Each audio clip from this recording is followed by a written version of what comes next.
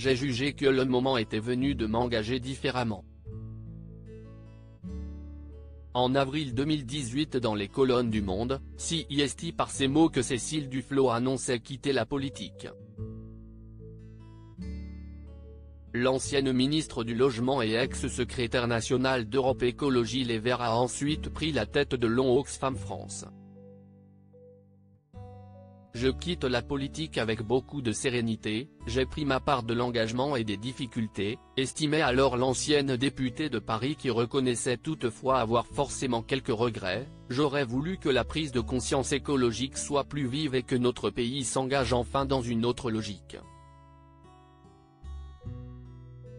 Je suis aussi très inquiète de la montée de la parole et des actes de haine raciste et antisémite dans mon pays.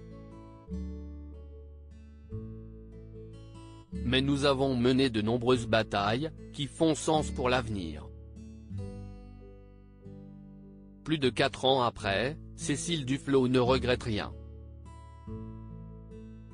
Dans les colonnes de Paris Match, ce jeudi 18 août, elle explique que l'hypocrisie du monde politique ne lui manque pas une seule seconde. Si elle a décidé de changer de vie, CIST pour honorer une promesse. Je m'étais promis de ne pas devenir une vieille femme politique aigrie. Après ma défaite en 2017, aux législatives, j'ai pensé, j'ai 40 ans et encore des choses à découvrir. C'était le bon moment pour changer de voie, s'est-elle souvenue.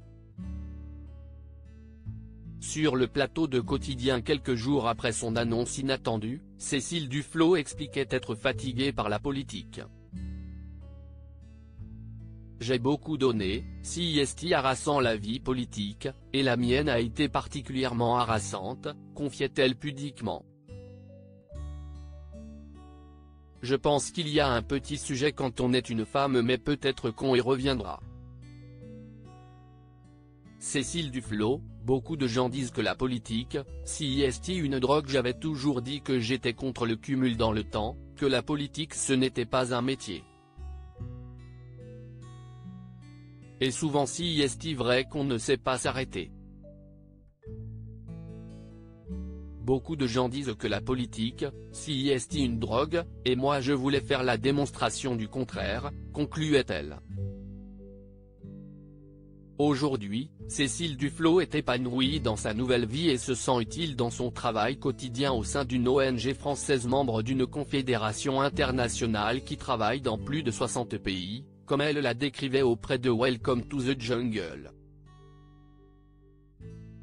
Nous réalisons des actions de terrain pour lutter contre la pauvreté et les inégalités, et nous nous attaquons aux causes de ces situations, en l'occurrence les inégalités et le dérèglement climatique, décrivait l'ancienne ministre.